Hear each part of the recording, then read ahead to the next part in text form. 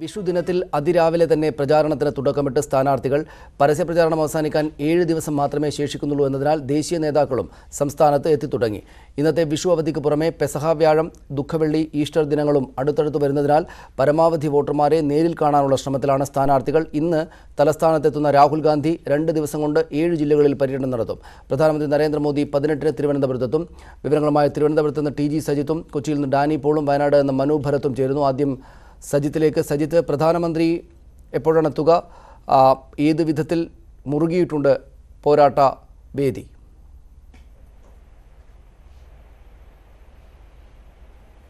സനീഷ്, പ്രചരണം അതിന്റെ അവസാന ലാപ്പിലേക്ക് നീങ്ങിയാണ്. 6 ദിവസത്തെ പരസ്യപ്രചരണത്തിന് മാത്രമാണ് ഇനി സമയമുള്ളത്. അതുകൊണ്ട് തന്നെ അവസാന തന്ത്രങ്ങളും തങ്ങളുടെ സ്ഥാനാർത്ഥികൾക്ക് വോട്ടുറപ്പിക്കുന്നതിന് വേണ്ടി ആ തന്ത്രങ്ങൾ പ്രയോഗിക്കുന്ന തിരക്കിലാണ് മുന്നണികൾ.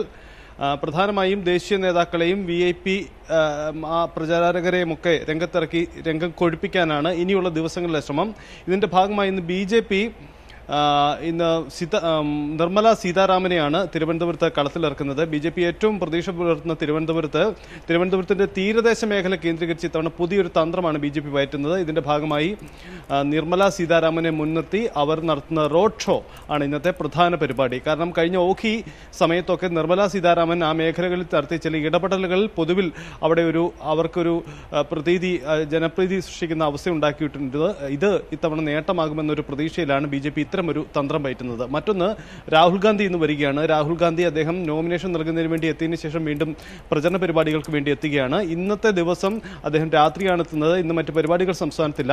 നാളെ സംസ്ഥാനത്ത് പത്തനാപുരം, പത്തനംതിട്ട, ആലപ്പുഴ, കോട്ടയം ഇങ്ങനെ ഉള്ള ഇടങ്ങളിലെ പൊതുപരിപാടികൾ, ഏറ്റവും വൈകിട്ട് തിരുവനന്തപുരത്തെയും പൊതുപരിപാടിയിൽ പങ്കെടുക്കുകയാണ് അദ്ദേഹത്തിന്റെ നാളത്തെ പരിപാടികൾ. അതിനുശേഷം നാളെ കഴിഞ്ഞാണ് വയനാട്ടിൽ വലിയ രീതിയിലുള്ള പ്രചരണ പരിപാടികളുമായി രാഹുൽ ഗാന്ധി നീങ്ങുന്നത്. ഇന്ന് ഇടതു ക്യാമ്പും സജീവ നീക്കത്തിലാണ്.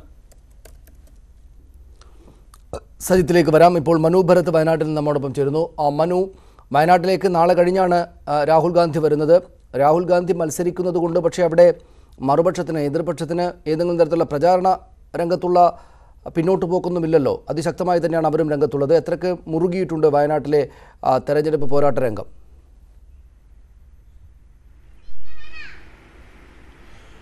സനീഷ്, 3 മുന്നണികളും ശക്തമായി തന്നെ പ്രചരണ രംഗത്ത് നിലയുറപ്പിക്കുന്ന കാഴ്ചയാണ് നമുക്ക് വയനാട്ടിൽ നിന്ന് കാണാൻ കഴിയുന്നത്. രാഹുൽ ഗാന്ധി ഇവിടെ മത്സരിക്കുന്നുവെങ്കിലും കോൺഗ്രസ് പ്രവർത്തകർ തികഞ്ഞ സമ്മർദ്ദത്തിലാണ്. കാരണം ഭൂരിപക്ഷം 5 ലക്ഷം വോട്ടാണ് കോൺഗ്രസ് പ്രവർത്തകർക്ക് കൊടുത്തിട്ടുള്ള ടാർഗറ്റ്. അതുകൊണ്ട് തന്നെ അവർക്കും അനായാസമായി ഈ തെരഞ്ഞെടുപ്പിനെ കാണാനാവില്ല. ഇടതുപക്ഷമാകട്ടെ രാഹുൽ ഗാന്ധിക്ക് ശക്തമായ ഒരു മത്സരം കൊടുക്കുക, ഒപ്പം തന്നെ വലിയ രാഷ്ട്രീയ സംവാദത്തിന് വയനാട് പാർലമെന്റ് മണ്ഡലത്തിലെ തെരഞ്ഞെടുപ്പ് വേദിയാക്കുക എന്നതാണ് അവർ ലക്ഷ്യം വയ്ക്കുന്നത്. കഴിഞ്ഞ UPA സർക്കാരിൻ്റെ കാലഘട്ടത്തിലുണ്ടായ ഉദാരവൽക്കരണ നയമാണ് കാർഷിക തകർച്ചയ്ക്ക്, വയനാട്ടിലെ കാർഷിക തകർച്ചയ്ക്കും കർഷകരുടെ ഈ പ്രതിസന്ധിക്കുമൊക്കെ കാരണമെന്ന് കാണിച്ചുകൊണ്ട് ഇന്നലെ 1 ലക്ഷം LDF പ്രവർത്തകരാണ് ഇന്നലെ 15,000 സ്ക്വാഡുകളായി തിരിഞ്ഞുകൊണ്ട് ഓരോ വോട്ടറെ കാണുന്ന ദൗത്യം ഏറ്റെടുത്തത്. അത്തരത്തിൽ വലിയ ശക്തമായ പ്രചരണം LDF കാഴ്ചവെക്കുന്നു. എന്നാലും രാഹുൽ ഗാന്ധി വരുന്നത് രാഹുൽ ഗാന്ധി അടുത്ത ദിവസമാണ് അവിടെ എത്തുന്നത്. ഇന്ന് അദ്ദേഹം കേരളത്തിലെത്തും, വയനാട്ടിൽ പിന്നീടാണ് വരിക. അവിടെ തെരഞ്ഞെടുപ്പ് രംഗം സജീവമായി തന്നെ ഇരിക്കുകയാണ് ഇപ്പോഴും. ഡാനി പോൾ കൂടെ ചേരുന്നു കൊച്ചിയിൽ നിന്ന്. ഡാനി, അവിടെ നിന്നുള്ള വിവരങ്ങൾ എന്താണ്?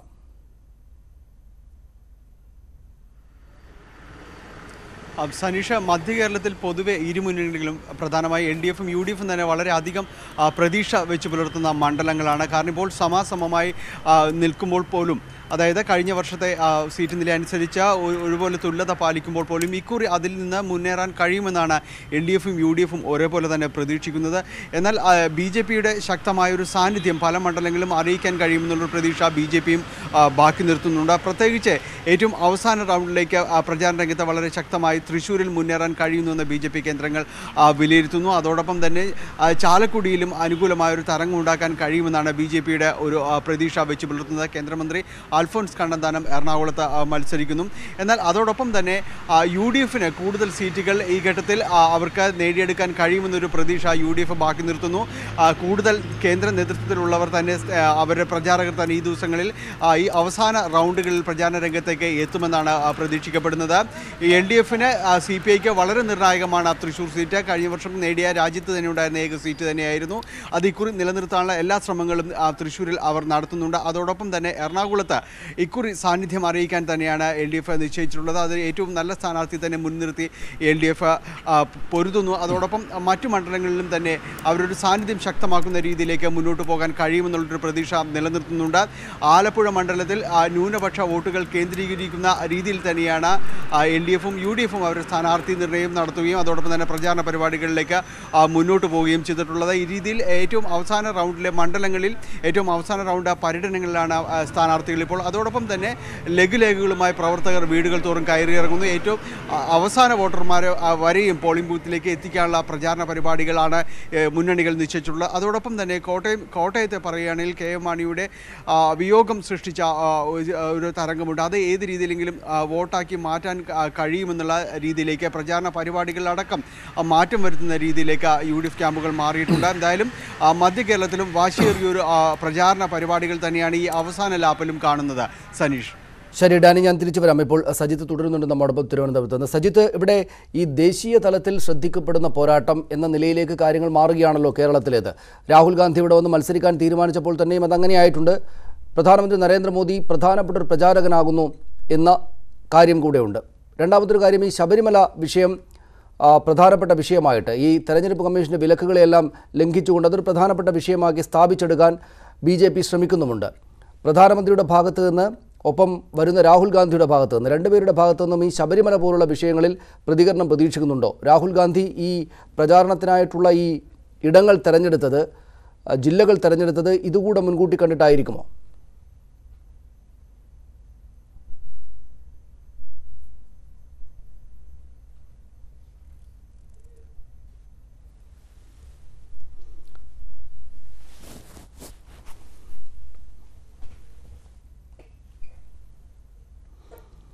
സജിത്ത്,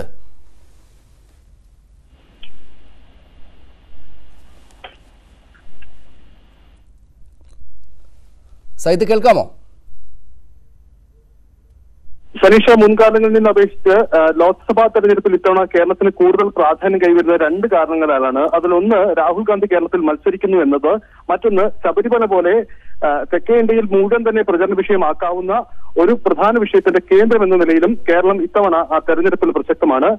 സനീഷ് സൂചിപ്പിച്ച പോലെ നാളെ രാഹുൽ ഗാന്ധി തിരുവനന്തപുരത്തെ അദ്ദേഹത്തിന്റെ പൊതുപരിപാടിയിൽ എന്താണ് പ്രധാനമായി സംസാരിക്കുക എന്നതാണ് പ്രധാനപ്പെട്ട ഒരു കാര്യം.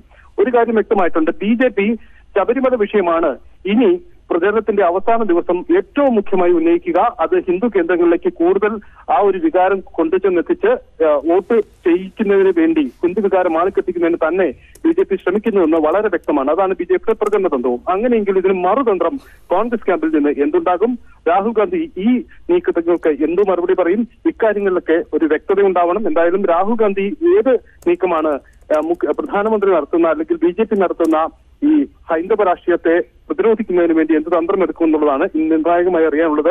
18-നാണ് നരേന്ദ്രമോദി തിരുവനന്തപുരത്ത് വരുന്നത്. സ്വാഭാവികമായും കഴിഞ്ഞ ദിവസങ്ങളിൽ അദ്ദേഹം പ്രതികരിച്ചതുപോലെ ശബരിമല വിഷയത്തിൽ ഊന്നിയുള്ള കൂടുതൽ കടുത്ത നീക്കങ്ങൾ സ്വാഭാവികമായും നമുക്ക് പ്രധാനമന്ത്രിയിൽ നിന്നും പ്രതീക്ഷിക്കാം. തിരുവനന്തപുരത്ത് അത്തരം ചില പ്രഖ്യാപനങ്ങൾ ഉണ്ടാവുകയും ചെയ്യുന്നതിന് തന്നെയാണ് BJP കേന്ദ്രങ്ങൾ വ്യക്തമാക്കുന്നത്. സജിത്ത്, തിരുവനന്തപുരത്തെ കാര്യം മാത്രം എടുത്താൽ ഇത് കുമ്മനം രാജശേഖരൻ്റെ മുന്നോട്ട് പോക്കിനെ തടയാൻ, അല്ലെങ്കിൽ മുന്നോട്ട് പോക്കുണ്ട് എന്ന് കരുതി അതിനെ തടയാൻ വേണ്ടിയുള്ള ശ്രമം കോൺഗ്രസ് നടന്നതായിട്ടാണ് തോന്നുക. കുമ്മനം രാജശേഖരൻ നേരത്തെ ഇല്ലാത്ത വിധം അതിശക്തമായിട്ട് വർഗീയതയ്ക്കെതിരായുള്ള നിലപാട് ഇന്നലെ മുല്ലപ്പള്ളി രാമചന്ദ്രൻ പറയുന്നുണ്ടായിരുന്നു. കുമ്മനം രാജശേഖരൻ്റെ രാഷ്ട്രീയ ചരിത്രമൊക്കെ അദ്ദേഹം വിസ്തരിച്ചുകൊണ്ട് കുമ്മനത്തിനെതിരായിട്ട് സംസാരിക്കുകയും ചെയ്യുന്നുണ്ടായിരുന്നു. യഥാർത്ഥത്തിൽ എന്താണ് യഥാർത്ഥത്തിൽ ആ നിലക്ക് നടക്കുന്നത്? കോൺഗ്രസ് ഉദ്ദേശിക്കുന്നത് അവരും കുമ്മനം രാജശേഖരനും തമ്മിലുള്ള മത്സരമാണിത് എന്ന് സ്ഥാപിക്കാനായിട്ടാണോ? തീർച്ചയായിട്ടും. ഇന്നലെ കോൺഗ്രസിന്റെ അവലോകന യോഗത്തിലുണ്ടായ ഒരു പൊതു വിലയിരുത്തലിന്റെ അടിസ്ഥാനത്തിലാണ് കോൺഗ്രസ് ഇത്തരമൊരു നയമാറ്റത്തിലേക്ക് വന്നത്. കാരണം വേണ്ടത്ര രീതിയിൽ BJPയെ പ്രതിരോധിക്കുന്നതിന് ആ തരത്തിൽ തെരഞ്ഞെടുപ്പ് തന്ത്രങ്ങൾ ഒരുക്കുന്നതിൽ കഴിയുന്നില്ല എന്ന പരാതിയുണ്ട്. അങ്ങനെയെങ്കിൽ അത് ഏറ്റവും പ്രകടമാക്കേണ്ട സ്ഥലം തിരുവനന്തപുരമാണ്. കാരണം തിരുവനന്തപുരത്താണ് അവർ ഏറ്റവും പ്രതീക്ഷ പുലർത്തുന്ന BJPയുടെ സ്ഥാനാർത്ഥിയുള്ളത്. കുമ്മനം രാജശേഖരനെ എതിരെ ഒരു കൃത്യമായ നീക്കം നടത്തുന്നതിൽ പലപ്പോഴും കോൺഗ്രസ് നേതാക്കൾക്ക് കഴിഞ്ഞിട്ടില്ല എന്ന വിമർശനവും അതൊരു ചർച്ചയാവുകയും ചെയ്തിട്ടുണ്ട്. ഇതിന്റെ അടിസ്ഥാനത്തിലാണ് ഇന്നലെ മുല്ലപ്പള്ളി രാമചന്ദ്രൻ അത്തരത്തിൽ പരസ്യമായ നീക്കങ്ങൾ കുമ്മനം രാജശേഖരനെതിരെ നടത്തുന്നതും പിന്നീട് അത് കൂടുതൽ കോൺഗ്രസ് നേതാക്കളിലേക്ക് അതൊരു പരസ്യ നീക്കമായി മാറുകയും ചെയ്തത്. ഇപ്പോൾ ശശി തരൂരിന്റെ പല പരസ്യ പ്രചരണ മാർഗങ്ങളിലുമൊക്കെ നേതാക്കൾ പ്രസംഗിക്കുന്നത് പോലും കുമ്മനം രാജശേഖരനെ മുഖ്യ ശത്രുവായി കണ്ടുകൊണ്ടുള്ള നീക്കങ്ങളും അത്തരത്തിലുള്ള പ്രസ്താവനകളും പ്രസംഗങ്ങളും ഒക്കെയാണ്. കാരണം ആദ്യഘട്ടങ്ങളിലെല്ലാം CPM നേതൃത്വത്തെ പ്രതിക്കൂട്ടിൽ നിർത്തുന്ന അല്ലെങ്കിൽ CPM നേതൃത്വത്തിനെതിരെ വിമർശനം ഉന്നയിക്കുന്ന ഒരു നീക്കം മാത്രമാണ് കോൺഗ്രസ് ക്യാമ്പുകളിൽ നിന്നും കോൺഗ്രസ് നേതാക്കളിൽ നിന്ന് പൊതുവെയും ഉണ്ടായത്.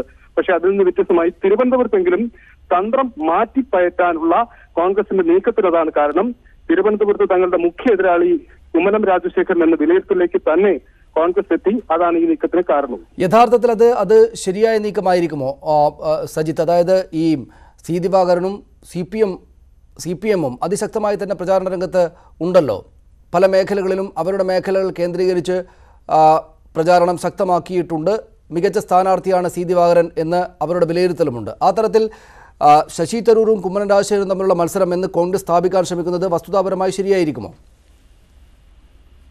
ഇത് ഏതു തരത്തിൽ ഫലം ചെയ്യുമെന്ന് എന്തായാലും തെരഞ്ഞെടുപ്പ് ഫലം വരുമ്പോൾ മാത്രമേ നമുക്കത് വ്യക്തമാവുകയുള്ളൂ. എന്നിരുന്നാലും ഒരു കാര്യം വ്യക്തമാണ്, തിരുവനന്തപുരത്തിന്റെ നഗരമേഖലകളിൽ കോൺഗ്രസും BJPയും തമ്മിൽ നേരിട്ട് ഏറ്റുമുട്ടുന്ന ഒരു സാഹചര്യം, അവർ കൂടുതൽ ചിത്രത്തിൽ തെളിഞ്ഞു നിൽക്കുന്ന ഒരു സാഹചര്യമാണ് അവസാന ലാപ്പിലേക്ക് വരുന്നത്. പക്ഷേ മറ്റ് മേഖലകളിലേക്ക് സാഹചര്യം വ്യത്യസ്തമാണ്. ഉദാഹരണമായിട്ട് പറഞ്ഞാൽ നെയ്യാറ്റിൻകര, പാറശാല, കഴക്കൂട്ടം പോലെയുള്ള നഗരത്തിൽ നിന്ന് അല്പം മാറി നിൽക്കുന്ന മണ്ഡലങ്ങളിലൊക്കെ അവിടെ ഇടതു സ്ഥാനാർത്ഥി വലിയ മേൽക്കൈ നേടിയിട്ടുണ്ട്. പ്രചരണ രംഗത്ത് വലിയ മേൽക്കൈ അദ്ദേഹം ഉണ്ടാക്കിയിട്ടുണ്ട്. അങ്ങനെ അവിടെ നിറഞ്ഞു നിന്നുകൊണ്ടുള്ള പ്രചരണം നടത്തുന്നുമുണ്ട്. എന്നാൽ നഗരമണ്ഡലങ്ങളായ തിരുവനന്തപുരം, നേമം, വട്ടിയൂർക്കാവ് തുടങ്ങിയ ഇടങ്ങളിലേക്ക് BJPയും കോൺഗ്രസും തമ്മിലാണ് മത്സരം എന്ന ഒരു പ്രതീതി പൊതുവിൽ ജനിപ്പിക്കുന്നുണ്ട്. പക്ഷേ ഈ ഇടങ്ങളിലൊക്കെ ഇടതു സ്ഥാനാർത്ഥി സജീവം. ഞാൻ തിരിച്ചു വരാം സജിത്ത് താങ്കളിലേക്ക്. തിരുവനന്തപുരത്ത് ഏതായാലും കോൺഗ്രസ് അങ്ങനെയുള്ള ശ്രമമാണ് നടത്തുന്നത് എങ്കിലും കുമ്മനം രാജശേഖരൻ BJP ക്യാമ്പ് അതിശക്തമായ പ്രചാരണ പരിപാടികളിലൂടെ വിജയത്തിന് വേണ്ടി ശ്രമിക്കുന്നുണ്ട് എങ്കിൽ തന്നെയും ആരെയും തള്ളിപ്പറയാൻ പറ്റാത്ത വിധമുള്ള അതിശക്തമായ ത്രികോണ മത്സരം അവിടെ നടക്കുന്നു എന്ന് തന്നെയാണ് ഇപ്പോഴത്തെ നില. മനു ഭരത് വയനാട്ടിൽ നിന്ന് ചേരുന്നു. മനു, വയനാട്ടിൽ രാഹുൽ ഗാന്ധി കഴിഞ്ഞ തവണ ആദ്യം വന്നപ്പോൾ CPM-നെതിരെ ഒന്നും പറയില്ല എന്ന നിലപാടെടുത്തത് കോൺഗ്രസ്സുകാർക്ക് ക്ഷീണമുണ്ടാക്കിയിട്ടുണ്ട്. കോൺഗ്രസ് നേതൃത്വത്തിന് സന്തോഷം നൽകുന്ന കാര്യമല്ല അത്. ഈ വരവിൽ അടുത്ത ദിവസം വരുമ്പോൾ രാഹുൽ ഗാന്ധി കുറെ കൂടെ ശക്തമായിട്ട് CPM-നെതിരായിട്ടുള്ള രാഷ്ട്രീയം കൂടെ പറയുമെന്ന് പ്രതീക്ഷിക്കുന്നുണ്ടോ അവർ? സനീഷ്, ഇതിൽ നമ്മൾ കാണേണ്ടത് രാഹുൽ ഗാന്ധി ഇവിടെ തനിക്കൊരു മത്സരമില്ല എന്ന നിലയിലാണ് പൊതുവെ വയനാട്ടിൽ മത്സരിക്കുന്നത്. CPM-നെ ഒരു ശത്രുവായി കാണാതെ തന്നെ താൻ ഒരു പൊതുസമ്മതനാണ് എന്ന രീതിയിലാണ് വയനാട്ടിൽ രാഹുൽ ഗാന്ധി സ്വയം പ്രൊജക്ട് ചെയ്യുന്നത്. അത്തരത്തിൽ നോക്കുമ്പോൾ അദ്ദേഹത്തിന്റെ നിലപാട് തുടരാനാണ് സാധ്യത. കാരണം CPM-നെ കുറ്റം പറഞ്ഞതുകൊണ്ട് തനിക്ക് തികച്ചൊന്നും നേടാനില്ല എന്ന നിലപാടാണ് അദ്ദേഹം സ്വീകരിക്കുന്നത്. പക്ഷെ CPM ആകട്ടെ നേരെ മറിച്ച് രാഹുൽ ഗാന്ധി രാഷ്ട്രീയം ഒന്നും തന്നെ പറയുന്നില്ല എന്നത് അവര് CPM-നെയാണ് പ്രതിസന്ധിയിലാക്കിയിരിക്കുന്നത്. കാരണം ഒരു താര പരിവേഷത്തോടു കൂടി രാഹുൽ ഗാന്ധി അവതരിപ്പിക്കുക, പ്രിയങ്ക ഗാന്ധിയെ എത്തിക്കുക, അതുപോലെ തന്നെ നവജോത് സിംഗ് സിദ്ധു, ഖുശ്ബു തുടങ്ങിയ താരനിരകളെ അവതരിപ്പിച്ചുകൊണ്ട് ജനം ഒരു കൗതുകത്തോടു കൂടി വോട്ട് ചെയ്യുന്ന ഒരു രീതിയിലേക്കാണ് കോൺഗ്രസിന്റെ മൊത്തത്തിലുള്ള ഒരു പ്രചാരണം വയനാട്ടിൽ നടക്കുന്നത്.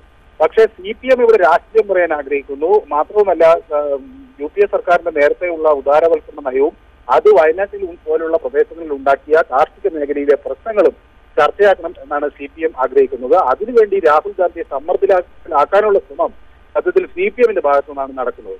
ഇന്നലെ അതാണ് ഞാൻ പറഞ്ഞത്, 1 ലക്ഷത്തോളം ആളുകൾ LDF പ്രവർത്തകർ ഇന്നലെ 15,000 സ്ക്വാഡുകളായി തിരിഞ്ഞുകൊണ്ട് രാഹുൽ ഗാന്ധിക്കെതിരെ 10 ചോദ്യങ്ങൾ എന്ന തരത്തിലൊരു ക്യാമ്പയിൻ എല്ലാ ആളുകളിലേക്കും എത്തിക്കാനുള്ള ഒരു ശ്രമം നടന്നു.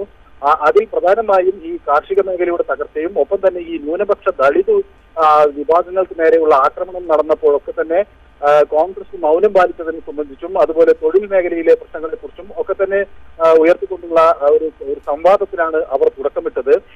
ഈ സംവാദം വോട്ട് ചോദിക്കുന്നതിന് മുൻപ് രാഹുൽ ഗാന്ധി മാപ്പ് ചോദിക്കുമോ എന്ന ഒരു പ്രചാരണ രീതി വരുമ്പോൾ അത് രാഹുലിനെ സമ്മർദ്ദത്തിലാക്കുമെന്ന പ്രതീക്ഷ പ്രധാനമായും വരുന്നത് ഇടതുപക്ഷത്തിന്റെ ഭാഗത്തുനിന്നാണ്. അവർക്ക് അവരുടെ രാഷ്ട്രീയം പറയാൻ കഴിയുന്നില്ല. മറിച്ച് ജനക്കൂട്ടത്തെ ഇത്തരത്തിലൊരു കൗതുകകരമായ ഒരു സ്ഥാനാർത്ഥിയായി ഉണർത്തി കാണിച്ചുകൊണ്ട് രാഹുൽ ഗാന്ധി വലിയ ഭൂരിപക്ഷം നേടാനുള്ള ഒരു നീക്കം നടത്തുന്നു എന്നതാണ് ഇടതുപക്ഷത്തെ അലോസരപ്പെടുത്തുന്നത്. സമാനമായ രീതിയിൽ തന്നെയാണ് BJPയുടെയും പ്രചരണം. കാരണം രാഹുൽ ഗാന്ധിയെ തടയിടുന്നതിനായി അവർ ഉന്നയിക്കുന്ന രീതി സമാനമായി അമിത്ഷായെ എത്തിക്കുക, അതുപോലെ തന്നെ സ്മൃതി ഇറാനിയെ കൊണ്ടുവരിക, അങ്ങനെ അവരുടെ റോഡ്ഷോകൾ, അവരുടെ വലിയ ആൾക്കൂട്ടത്തെ ഉണ്ടാക്കുക. ഒപ്പം തന്നെ ഒരു ദേശീയ താരമായി, ദേശീയ വിഷയമായി ഇത് ഉയർത്തിക്കാണിക്കുക. അത്തരത്തിലുള്ള ഒരു മറുപടി പ്രചരണമാണ് BJPയും അല്ലെങ്കിൽ NDA സഖ്യവും ഇവിടെ നടത്തുന്നത്. അപ്പൊ ഇതിനിടയിൽ നിന്നുകൊണ്ടാണ് ഒരു രാഷ്ട്രീയ ബദൽ വേണം, അല്ലെങ്കിൽ രാഷ്ട്രീയം ഒരു പ്രധാന ചർച്ചാ വിഷയമാക്കണം എന്ന ആവശ്യം ഉയർത്തിക്കൊണ്ട് CPM ഇതിനെ നേരിടുന്നത്. ഏതായാലും ഈ വരുന്ന ആഴ്ച വയനാട്ടിൽ നമുക്ക് നോക്കിയാൽ കാണാൻ കഴിയും താരനിര തന്നെയാണ്. സമ്പുഷ്ടമായ നേതൃനിര വയനാട്ടിലേക്ക് എത്തുന്നു. അമിത്ഷാ വരുന്നു, നവജോത് സിംഗ് സിദ്ധു വരുന്നു, ഖുഷ്ബു ഇന്ന് വൈകുന്നേരത്തോടെ എത്തുന്നു, ഗുലാം നബി ആസാദ് വരുന്നു, അതുപോലെ ജ്യോതിരാജ് സിന്ധ്യയെ എത്തിക്കാനുള്ള ശ്രമം നടക്കുന്നു, സച്ചിൻ പൈലറ്റിനെ എത്തിക്കാൻ ഉള്ള ശ്രമം നടക്കുന്നു. കോൺഗ്രസിന്റെ രാഹുൽ ഗാന്ധിയും പ്രിയങ്ക ഗാന്ധിയും നേരത്തെ തന്നെ അവരുടെ സ്റ്റാർ ക്യാമ്പയിനർമാരാണ്. BJP ആകട്ടെ അതുപോലെ അമിത്ഷാ, പിന്നെ അവരോടൊപ്പം പൂനം മഹാജൻ, രവിശങ്കർ പ്രസാദ് തുടങ്ങിയ പ്രചാരകരെയും ഇങ്ങോട്ടെത്തിക്കാനുള്ള ഒരു വലിയ ശ്രമം ആണ് വയനാട്ടിൽ നടക്കുന്നത്. ശരി, നന്ദി മനു വിവരങ്ങൾക്ക്. ഡാനി പോൾ കൊച്ചിയിൽ തുടരുന്നുണ്ട്. ഡാനി, ഇന്ന് വിഷുദിനമാണ്, വരും ദിവസങ്ങളിലും അവധികളുണ്ട്. ഈ അവധിയുടെ ആലസ്യമൊന്നും ബാധിക്കാതെ തന്നെ പ്രചാരണ രംഗത്ത് സജീവമായിരിക്കുകയാണല്ലോ അല്ലേ എല്ലാ മുന്നണികളുടെയും സ്ഥാനാർത്ഥികൾ?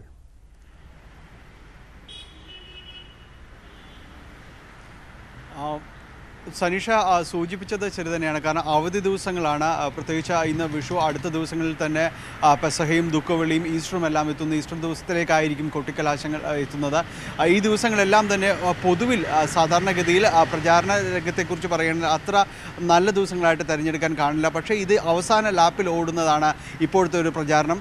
അതുകൊണ്ട് തന്നെ ഇതിൽ നിന്ന് ഈ ഒരു അതിൻ്റെ ഒരു മൊമെൻറ്റത്തിൽ നിന്ന് ഒട്ടും താഴെ പോകാതെ തന്നെയാണ് ഇപ്പോൾ പ്രചാരണ പരിപാടികൾ ആസൂത്രണം ചെയ്തിരിക്കുന്നത്. കാരണം ഇന്ന് രാവിലെ മുതൽ തന്നെ സ്ഥാനാർത്ഥികൾ അവരുടെ പതിവ് പ്രചാരണ പരിപാടികൾ തന്നെ ആസൂത്രണം ചെയ്ത പതിവ് രീതിയിൽ തന്നെ പുറത്തേക്ക് ഇറങ്ങിക്കഴിഞ്ഞിരിക്കുന്നു. അതോടൊപ്പം ഇന്ന് ഉച്ചയ്ക്ക് പലരും തന്നെയും ഉച്ചഭക്ഷണം പലരും മറ്റ് അതായത് വൃദ്ധസദനത്തിൽ, അതോടൊപ്പം തന്നെ മറ്റ് അനാഥാലയങ്ങൾ എന്നിവ കേന്ദ്രീകരിച്ചുകൊണ്ടാണ് പലരും ഇന്ന് വിഷു ഉച്ചഭക്ഷണങ്ങൾ കഴിക്കുന്നത്.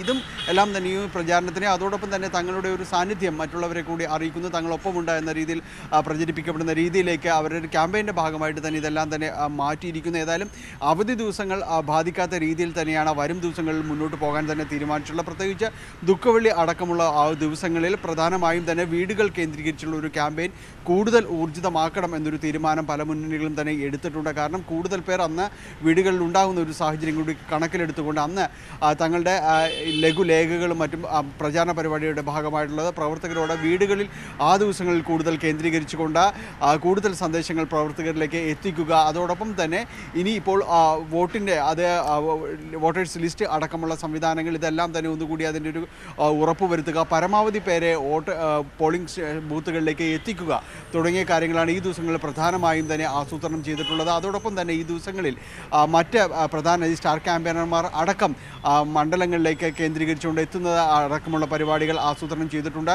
യുവജന സംഘടനകളുടെ നേതൃത്വത്തിൽ റോഡ് ഷോകൾ ഈ ദിവസങ്ങളിൽ, ഈ അവധി ദിവസങ്ങളിൽ തന്നെ നടക്കുമെന്നാണ് അറിയാൻ കഴിയുന്നത്. ഇന്ന് സുഷമ സ്വരാജ് BJP സ്ഥാനാർത്ഥി അൽഫോൻസ് കണ്ണന്താനത്തിന് വേണ്ടി എറണാകുളം ജില്ലയിൽ മണ്ഡലത്തിലുണ്ട്. ഈ രീതിയിലാണ് പ്രചാരണ പരിപാടികൾ ഈ ദിവസത്തേത് ആസൂത്രണം ചെയ്തിരിക്കുന്നത്. ഏതായാലും അവസാന ദിവസങ്ങളിൽ അവധി വരുന്നുണ്ട് എന്നത് കണക്കിലെടുത്തുകൊണ്ട് തന്നെ അതിനനുസൃതമായി ഓരോ ദിവസത്തെയും അവധിയുടെ ഒരു പ്രത്യേക സാഹചര്യങ്ങൾ കണക്കിലെടുത്തുകൊണ്ടാണ് പ്രചാരണ പരിപാടികൾ നിശ്ചയിച്ചിരിക്കുന്നതും. സനീഷ്, ശരി, നന്ദി ഡാനി വിവരങ്ങൾക്ക്. നരേന്ദ്രമോദിയും രാഹുൽ ഗാന്ധിയും അടക്കമുള്ള ആളുകൾ കേരളത്തിലേക്ക് വരികയാണ്. പ്രചാരണം അതിശക്തമായ തോതിലേക്ക് കടക്കുകയാണ്. ഇന്ന് വിഷുദിനമായിട്ട് പോലും പ്രചാരണത്തിന് ഏതെങ്കിലും തരത്തിൽ അവധി കൊടുക്കാൻ തയ്യാറായിട്ടില്ല സ്ഥാനാർത്ഥികളും മുന്നണികളും എന്ന കാര്യവും ശ്രദ്ധിക്കേണ്ടതാണ്.